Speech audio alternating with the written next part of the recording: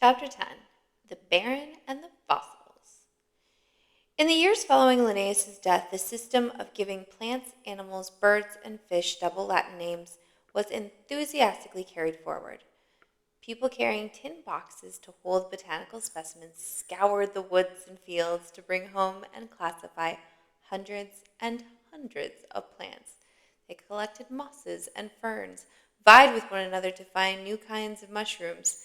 They arranged and named numbers of shells and fish and insects.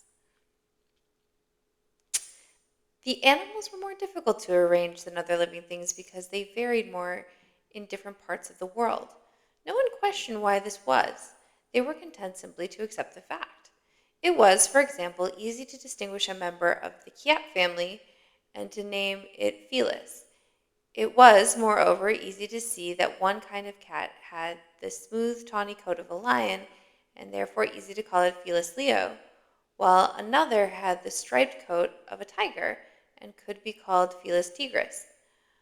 But then it seemed that a lion from one place looked different from a lion of another place, so they added a third name, and this usually indicated the place the lion had come from. It was not a double name now, but a triple one, Felis leo senegalis, Galensis. Baron Georges Cuvier, inspector of education in France in Napoleon's time, thought there was too much emphasis on classifying and naming things. Quote, "What difference does it make," he said, "what you call them? The business of the science is to understand, not to name." Unquote. In a sense, he was wrong, of course, for Linnaeus and his followers had done a great service. Still, Cuvier had his own contribution to make, and it was perhaps natural that he thought other men's contributions unimportant. Baron Cuvier was a striking person. Whatever he said demanded attention.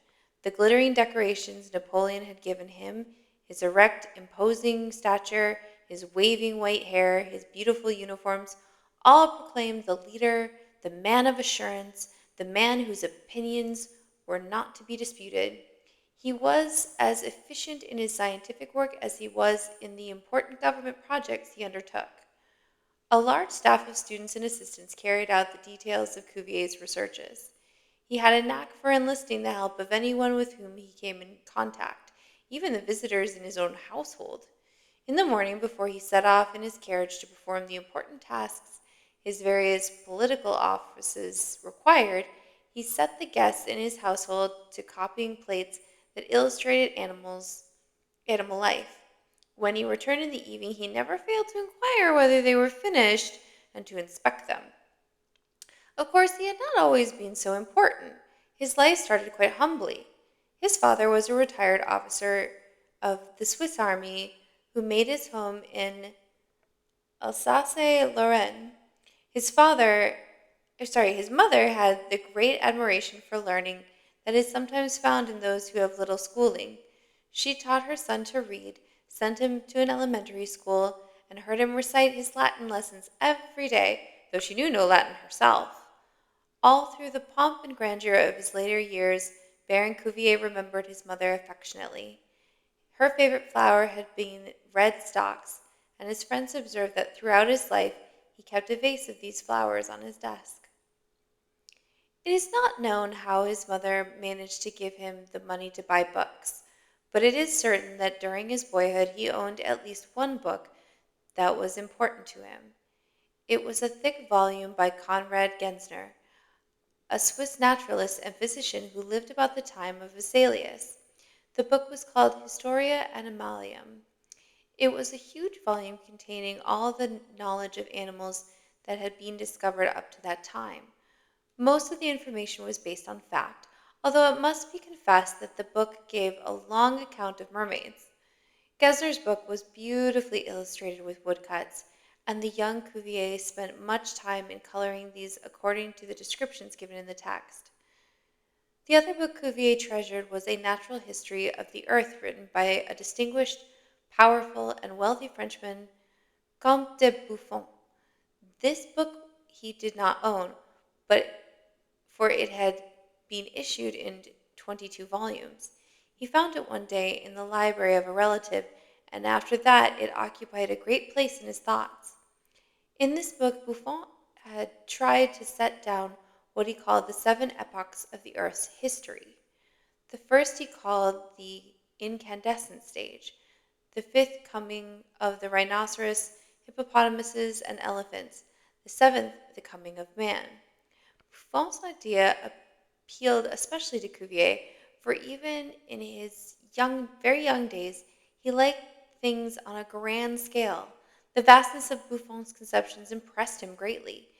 It was to be written of him later, quote, "Ce qui caractérise partout Monsieur Cuvier, c'est l'esprit vaste." What particularly characterizes Monsieur Cuvier is the grandeur of his spirit.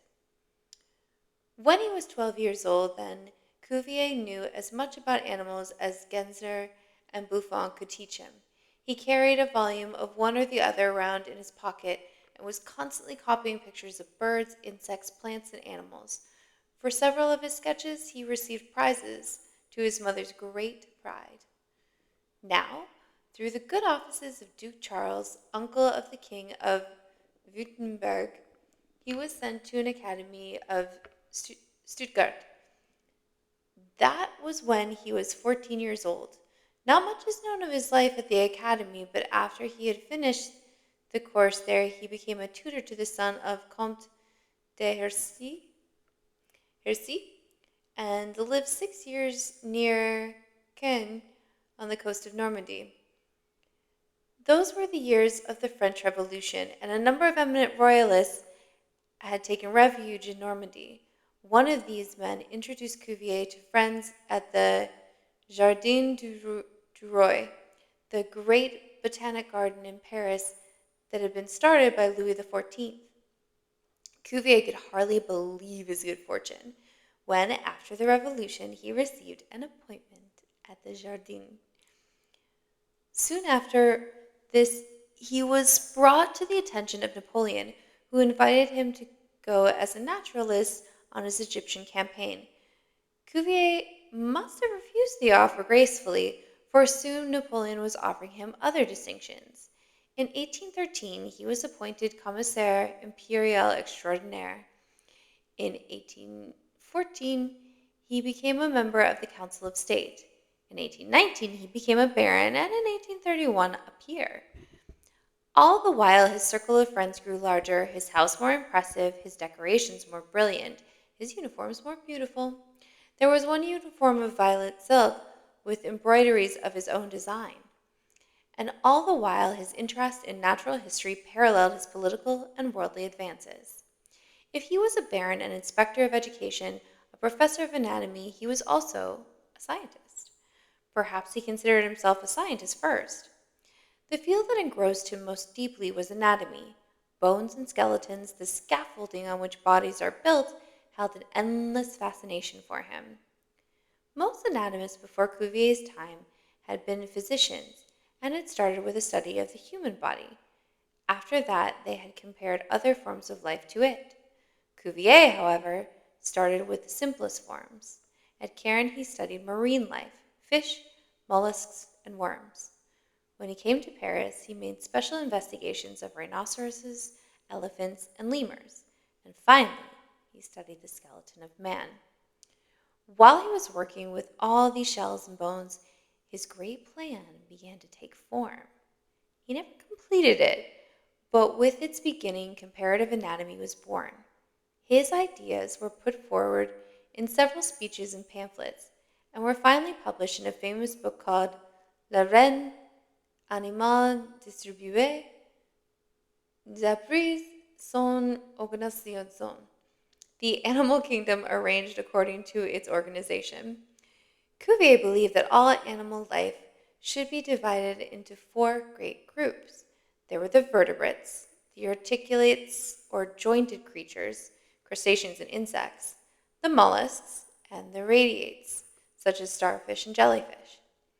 He did not try to guess what the essence of life was. That was a riddle no one could guess, he said. Life, he thought, could spring only from previous life, and how it was produced was beyond our grasp. The 4 great types of animals, however, were well defined. Each species within its own broad order was unchangeable, giving birth to its own kind without variation. Species were immutable, he proclaimed. It happened that in Paris, after the Revolution, a great deal of building was going forward. The stone for new buildings was limestone, which occurred in well-defined layers. Geology was a new study at the time, but scientists all agreed that the various layers of rock represented various ages in the world's history. In these layers of rock, as the builders cut into them, great numbers of fossil bones appeared. Cuvier determined to study them. He organized a group of scientific workers to sort and examine the fossils.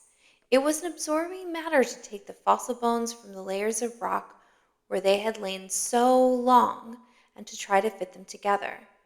For a long time, Cuvier had been developing a theory of correlation of the parts of an animal's body. If the animal had a certain type of jaw, he noticed, it would have a certain type of hoof, a certain type of alimentary canal. Now, with the fossil bones, when he fitted them together, he was able to deduce what the soft parts of the animal that had lived so long ago had been like. This is the science of paleontology, and Cuvier has been called its founder. But as he assembled the skeletons of the animals of the past and saw how altogether strange they were to a more modern eye, a troubling question rose. Why were these animals so different from the ones he could see around him?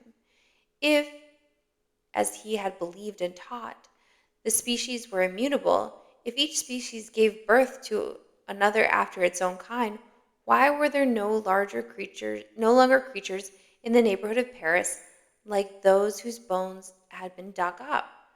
Baron Cuvier, the orderly, careful, systematic professor of anatomy, had to make a theory to suit what he believed to be the facts. He was sure that species never change from one generation to another. Therefore, he had to find some other explanation. He said, and because he was so distinguished and influential, large numbers of young scientists believed him, that the animals whose fossil bones he had studied had been destroyed in some great catastrophe. There had, in fact, been several such catastrophes in the world's history. Destruction had overwhelmed the earth. The mountains had tumbled into the sea. The ocean waters had swept across the land.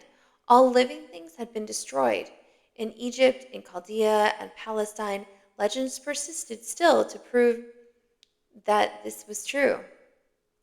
Cuvier believed that isolated parts of the earth, little islands in the sea perhaps, might have been spared in the great catastrophes.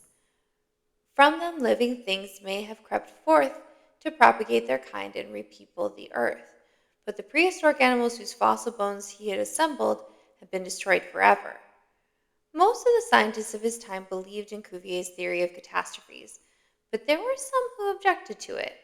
At the French Academy of Sciences in 1830, Geoffroy Saint Hilaire protested that species changed with passing generations. Baron Cuvier listened to him in astonishment. It was incredible that anyone should question his theories. Then he rose slowly, walked to the blackboard at the front of the room where the meeting was held, and began to draw diagrams illustrating his theory. Geoffroy Saint Hilaire and those like him were silenced, at least for a time. Jean-Baptiste Pierre Lamarck had been saying for years that species change with the passage of time, but he did not have the authority or the importance of Baron Cuvier. In 1832, however, Baron Cuvier died of the plague that swept through Paris. After his death, people began to consider whether what Lamarck was saying might, after all, have some truth.